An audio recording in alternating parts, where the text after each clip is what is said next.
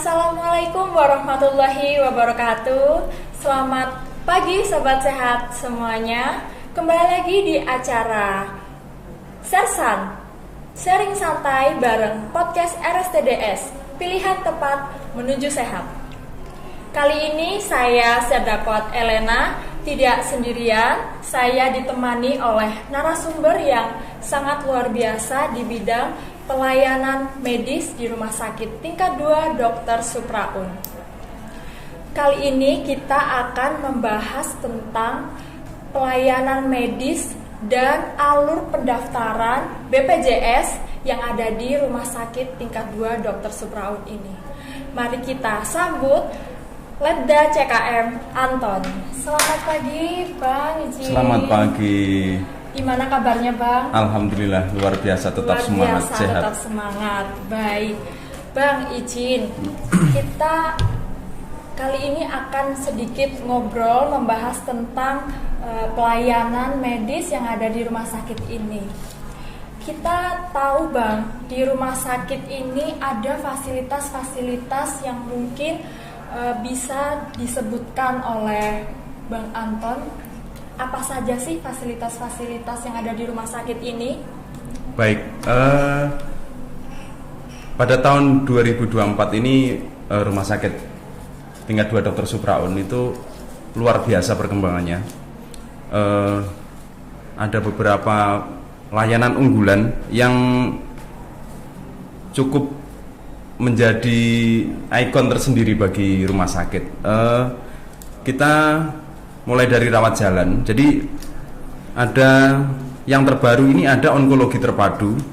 Jadi onkologi terpadu itu selain ada dari radiologi, unit kemoterapi, terus juga ada lagi onkologi bedah, terus onkologi paru, terus yang terakhir ini, yang paling terakhir pada saat bulan Januari kemarin itu di launching oleh Karbet kita, yaitu radioterapi. Betul, radioterapi itu yang terbaru. Sedangkan sebenarnya banyak yang lain, Mbak. Itu kita dari depan itu ada polimata. Dari polimata itu ada, jadi pada saat ada operasi katarak itu tidak perlu pembedahan yang besar.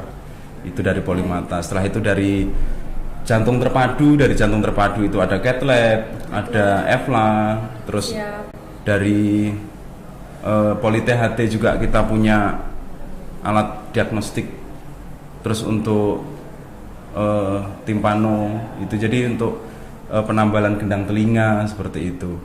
Jadi sebenarnya cukup banyak sekali layanan unggulan yang kita punya. Terus selain itu di poli bedah itu kita juga ada ESWL. ESWL itu untuk ini batu ginjal, itu tidak perlu pembedahan tapi hanya di laser seperti itu. Terus ada juga bedah torak, ada lagi layanan-layanan tambahan yang luar biasa untuk di ini poli bedah. Itu untuk dirawat jalan aja sebanyak itu. Setelah itu kita juga punya poli khusus. Poli khusus ini kita gunakan untuk melayani pasien-pasien yang mempunyai seperti pengen pelayanan khusus, Mbak. Jadi itu sudah one stop service, daftar di dari rumah sakit sendiri. Kita mengeluarkan aplikasi untuk mendaftar pasien, itu namanya aplikasinya Halo Supraun. Halo Supraun itu bisa di-download melalui Play Store gitu ya. Terus itu alurnya mudah sekali. Jadi kita tinggal masukkan NIK. Setelah itu nanti muncul di situ kode atau password, itu hanya dimasukkan tanggal lahir, bulan tanggal lahir seperti itu. Terus ada lagi kita menggunakan aplikasi yang disediakan oleh BPJS, itu JKN Mobile. JKN Mobile itu persis sama dengan Halo Supraun. Kalau Halo Supraun itu biasanya digunakan oleh pasien yang non BPJS. Kalau JKN Mobile digunakan oleh pasien BPJS. Daftarnya sama, H-1 begitu. Ya. Nah, Sobat Sehat, itu tadi sudah dijelaskan oleh Bang Anton sedikit disinggung tentang pendaftaran online. Nah, ini nih penting nih Bang, karena kita yang ingin berobat datang ke Supraun itu kan bermacam-macam ya Bang. Ada pasien BPJS, ada pasien swasta, ada pasien asuransi lain, dan pasien online yang sudah dijelaskan oleh Bang Anton tadi yaitu pasien online JKN dan Halo Supraun. Nah, bagaimana sih Bang alur dari pendaftaran berobat di Supraun ini? Mungkin bisa dijelaskan alurnya, tahap per tahapnya mungkin. Baik, jadi akan saya berikan gambaran mungkin Pak ya. Ini kan masyarakat mungkin belum tahu. Karena dengan banyaknya perubahan yang terjadi di rumah sakit tingkat 2 Dr. Supraun ini sangat banyak. Mungkin saya akan menjelaskan, memberikan gambaran mulai dari depan ya. Begitu kita masuk ke gerbang RSD tingkat 2 Dr. Supraun, itu sudah disiapkan khusus untuk pejalan kaki. Wah, ada trotoarnya ya. Aman ya? Itu. Jadi ada trotoarnya. Resiko untuk terjadi kecelakaan sangat minimal ya, betul. Nah, selanjutnya untuk pasien rawat jalan itu langsung ada penunjuk arah ke pintu rawat jalan. Begitu masuk ke pintu rawat jalan, di situ akan disambut oleh petugas kita bagian informasi. Di situ sudah melayani juga seandainya ada pasien yang berkebutuhan khusus menggunakan brankar, menggunakan kursi roda, semua sudah disiapkan di situ, termasuk vingernya Mbak. Jadi untuk pasien berkebutuhan khusus tidak perlu ikut antri pasien yang tidak berkebutuhan khusus ya. Jadi vinger di situ langsung menuju ke poli gitu. Jadi di informasi aja sudah seperti itu gitu. Nah, setelah itu kita menuju ke tempat pendaftaran pasien. Tempat pendaftaran pasien di situ pasien cukup menunjukkan kalau pertama kontrol itu berarti atau pertama berobat ya, kalau untuk pasien BPJS itu ada rujukan gitu. Itu ditunjukkan ke petugas, nanti kita bantu untuk melakukan vinger. Begitu pasien berhasil vinger, otomatis sudah langsung bisa berobat karena pasien tidak perlu antri berbagai macam, itu langsung nunggu di poli gitu. Untuk selanjutnya gitu ya, untuk setelah pasien itu dapat nomor antrian, nunggu di poli, mendapatkan pelayanan poli. Kalau memang ada layanan penunjang, nanti juga dilaksanakan pemeriksaan penunjang. Setelah itu pulang bawa obat, sudah selesai. Jadi tidak ribet seperti bayangan kita, berobat di rumah sakit itu lama gitu. Jadi kita bisa menjamin waktu tunggu berkas, waktu tunggu layanan dokter, dan waktu tunggu obat itu masih batas aman sekali. Kalau tidak salah itu data terakhir 10 menit gitu. Luar biasa itu. Luar biasa fasilitas yang digunakan untuk pasien berobat di rumah sakit ini ya Bang ya. Betul. Untuk ini boleh saya tanya, ini kan RST untuk anggota itu ada atau tidak layanan unggulan yang diberikan untuk rawat inap? Oke. Mungkin yang Mbak maksud ini ya, fasilitas untuk anggota gitu ya, anggota TNI. Oke, baik Mbak. Jadi karena ini rumah sakit tingkat 2 Dr. Supraun itu adalah rumah sakit punya Kodam 5 Brawijaya, kebanggaan Kodam 5 Brawijaya, tentu saja kita tetap memprioritaskan prajurit tapi tanpa diskriminasi. Siap, yang artinya betul, baik itu prajurit dan keluarga, pasien masyarakat biasa ya, atau mungkin masyarakat umum, itu tidak ada diskriminasi, semuanya sama, prosesnya pun sama gitu. Jadi yang bisa kita berikan ya untuk anggota TNI dan keluarga itu kebijakan dari pimpinan dari Karumket tingkat 2 Dr. Supraun itu adalah diberikan satu tingkat lebih tinggi. Seandainya dia Bintara Tamtama yang harusnya menurut kelas BPJS itu adalah di kelas 2, untuk di RST Dr. Supraun itu sudah disiapkan pavilion Bintara dan Tamtama gitu. Itu setara dengan kelas 1. Demikian. Gitu.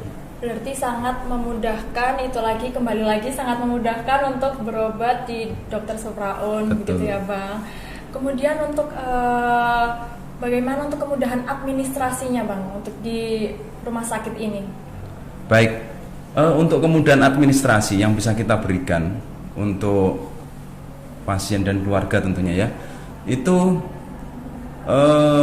pada saat ada bayi baru lahir yang melahirkan, ibu-ibu yang melahirkan di rumah sakit tingkat 2 Dokter Supraun ya, itu kita juga menyediakan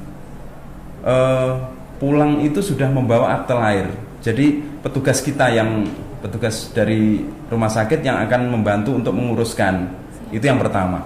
Yang kedua, itu diuruskan bagi peserta BPJS, itu kita yang menguruskan. Jadi kepesertaannya BPJS ya. Itu kita yang bantu menguruskan. Jadi si bayi ini pulang sudah bawa akte lahir, BPJS-nya sudah aktif, sudah aman gitu ya. Jadi kontrol berikutnya sudah bisa digunakan. Nah, yang ketiga, itu kita juga sudah bekerja sama dengan Disduk Capil Kota Malang, itu membantu melaporkan apabila ada pasien yang meninggal gitu. Jadi keluarga itu tidak repot mengurus akte kematian begitu Mbak Elena. Baik, mungkin itu tadi penjelasan yang sudah kami ulas tuntas kepada dengan Bang Anton. Kemudian mungkin ada yang ingin disampaikan mungkin untuk sobat sehat yang ada dimanapun mereka berada. Mungkin ada kira-kira apa layanan yang ingin dibuka mungkin? Oh iya, ini tadi Mbak, saya sampai lupa ini karena banyaknya layanan ya. Siap. Saya sampai lupa tadi pas bahas bayi baru lahir itu. Jadi kita itu punya layanan poliopjin ya.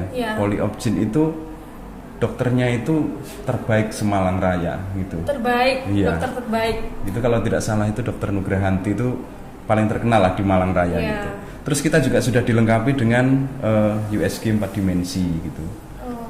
Pokoknya layanan yang kita berikan itu luar biasa lah gitu. Terus tadi Mbak sampaikan ada apa nih yang kedepannya gitu ya, ke depan betul. Jadi ke depan itu sudah